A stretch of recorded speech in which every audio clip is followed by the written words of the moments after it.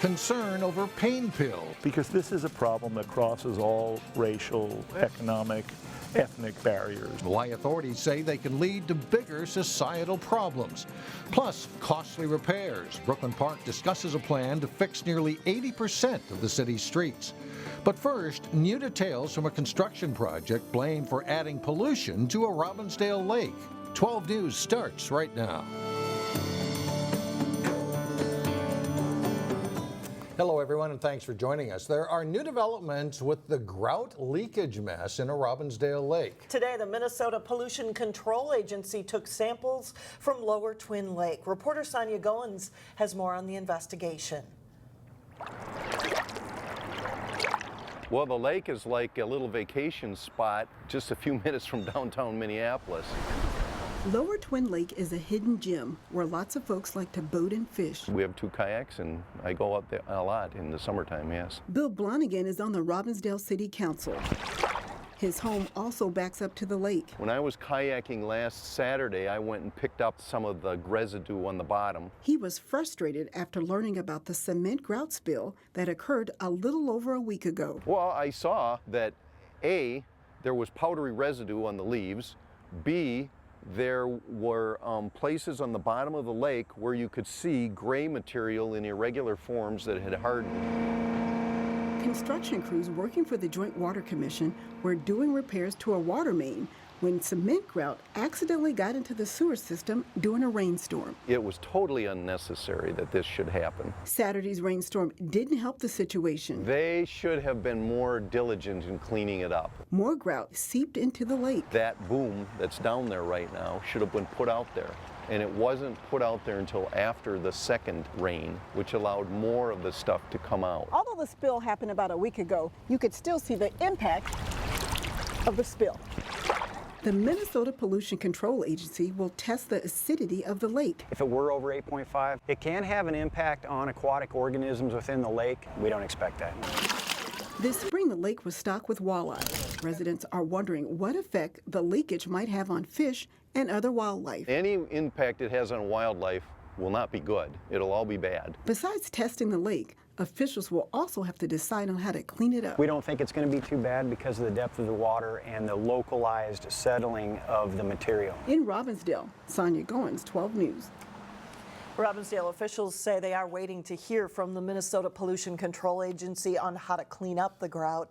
They say if necessary, the city will clean it up and bill the contractor. Meanwhile, Robbinsdale police are looking for a man responsible for several daytime burglaries. One of them was interrupted by a homeowner. Police say 4 burglaries occurred Monday between 11 a.m. and 1 p.m. The addresses impacted include 36th and Halifax, 42nd and Islmount, 40th and Orchard, and 39th and Zenith. In 3 of the cases, forced entry was made. Neighbors were able to provide a description of the burglar. He is described as a black male about 30 to 40 years old, bald with a stocky build. They say he was wearing a tan or gray business suit when seen walking and running through neighborhoods. And anyone with information should contact Robbinsdale Police. A Brooklyn Park man is charged with attempted murder after Saturday night's shootings outside a Maple Grove movie theater. Cortez Foster was arrested Monday afternoon after a brief car chase that started in Brooklyn Center. The chase led to North Minneapolis, where Foster crashed and fled on foot.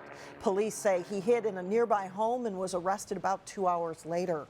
On Saturday night, authorities say Foster fired shots at 2 men in the parking lot of the AMC Arbor Lakes movie theater.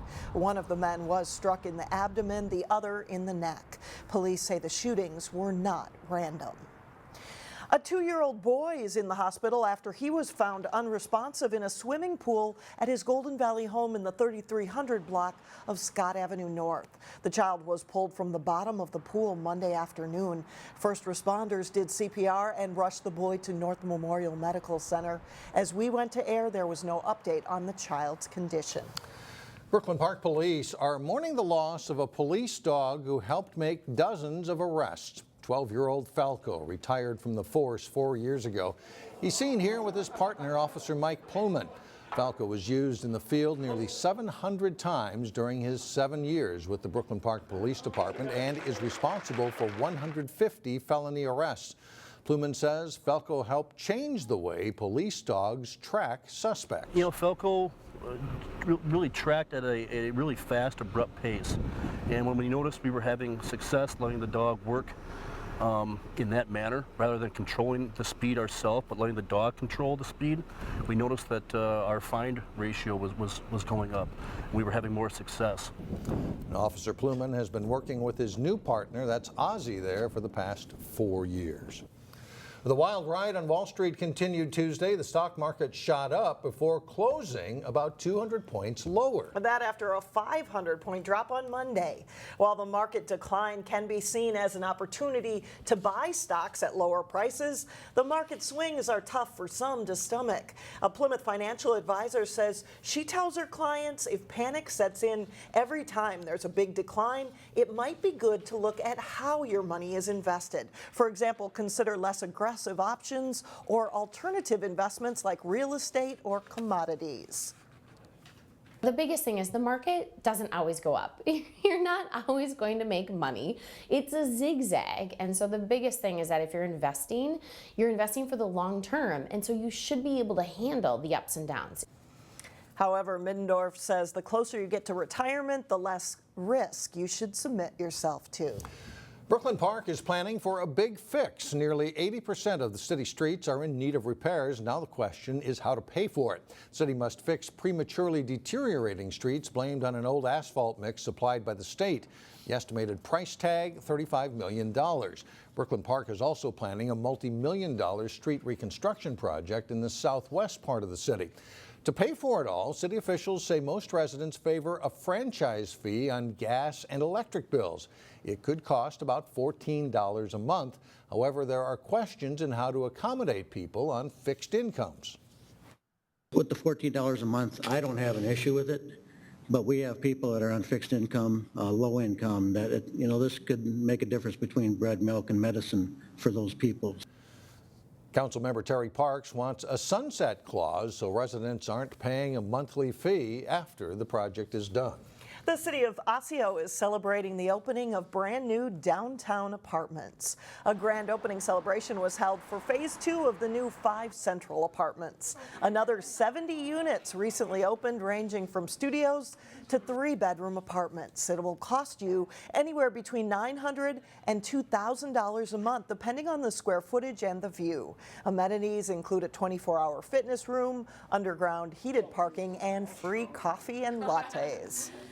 For downtown Osseo, the encouragement we've gotten from the city is just phenomenal. All the businesses are very excited to have us here. All the restaurants start seeing the new business. 5 Central is about 92% leased.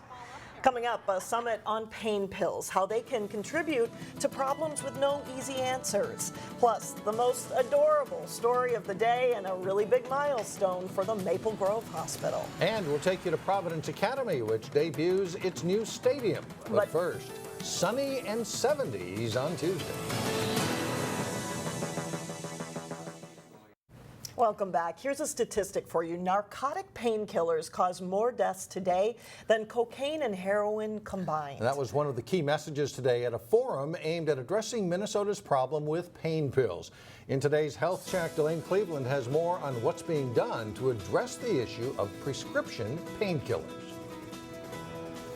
But you can't live 1 second without hope. On the campus of the University of Minnesota, we brought together a remarkable collection of people today to talk about solutions to a public health crisis. People addressed an audience of hundreds, sharing statistics. In just 5 years, the emergency room visits resulting from opioid use nearly double.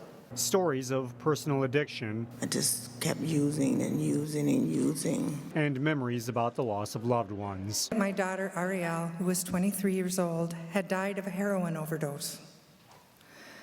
It was the worst day of my life. Their experiences stem from one common thing, opioids, which are found in painkillers. Authorities say an addiction to painkillers can lead to an addiction to heroin. This is a problem that crosses all racial, economic, ethnic barriers. It's not limited to one part of the state or to one part of our society. Because it's a problem that touches everyone, U.S. Attorney Andrew Luger and various stakeholders got together at this forum to find solutions to complicated questions. How do we change our culture? How do we change pain management? How do we change the behavior of families so that we don't have this problem going forward? And what can we in law enforcement do to bring this issue to the fore? One thing Minnesota legislators did recently to help heroin overdose victims was allow first responders to carry the drug naloxone. The more we get the naloxone out there, the fewer people will lose their lives. Yet that's just one act to address a deeply rooted problem. We need to change how we view pain management. So a pill is not the answer. For the people gathered here, they hope this forum will spark momentum that will lead to a long-lasting plan to combat the pain pill problem. I'm hoping we actually come up with some concrete plans and solutions. In Minneapolis, Delane Cleveland, 12 News. Still ahead on 12 News, reason for lots of smiles in Maple Grove. But first, why the Champlin Park volleyball team looks like a top contender this season. Jay Wilcox steps in next.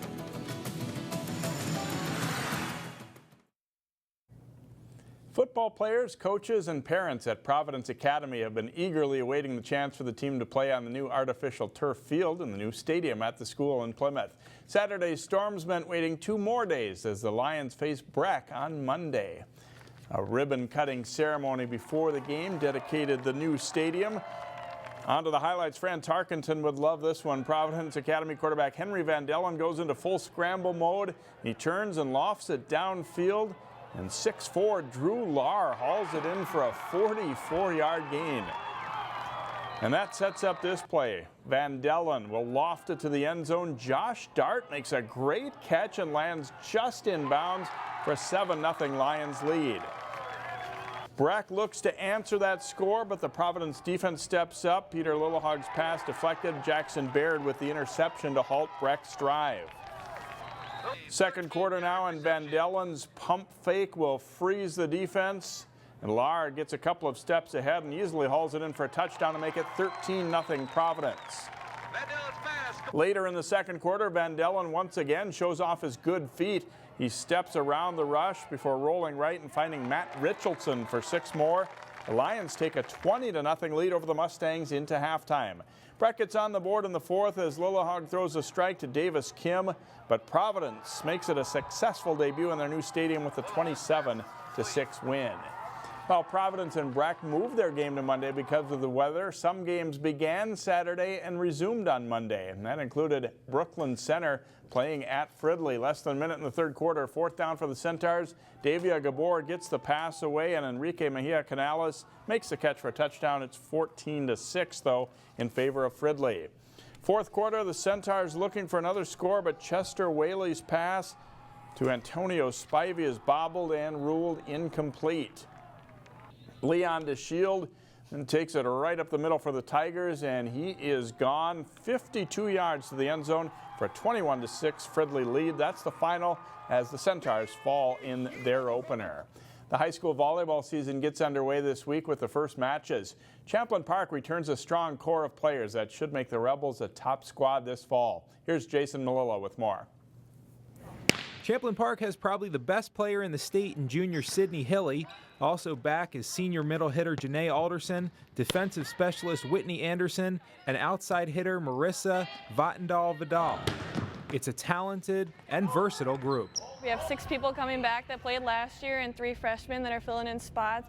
I'm really excited because we're so versatile and everyone knows how to play the game. And that's just helpful for us. We can maybe if somebody gets hurt, somebody needs to take on a new role, or even just to be able to change things in the middle of a match, give the other team a little bit different look. And they've all been open to that, and I think they enjoy the fact that I'm not stuck doing the same thing all the time, and it kind of makes it more fun for them. CP made the state tournament last year for the first time since 2001, and after a hard-fought loss in the first round, the Rebels won their next 2 matches to win the consolation championship. Just kind of that feeling like we could have went farther, but definitely we feel that we accomplished a lot in this season, considering we haven't been to state in a while. So I was definitely disappointed when we lost to Roseville, but I was really proud of how we bounced back and got 5th. That was our first time going to state in 13 years, so I'm really proud of everyone on the team. The Rebels will test their mettle right away this season as they open against preseason #1 Prior Lake. Jason Malillo, 12 Sports. Champlin Park is number 5 in the preseason rankings, and that first match against Prior Lake is this Saturday at the Side Out Classic at Hopkins High School. So definitely an exciting fall ahead for that team. All right, thanks a lot, Jay. You're welcome. Still ahead, more than 5 years of happy memories in Maple Grove. The milestone that's cause for a big celebration when we come back.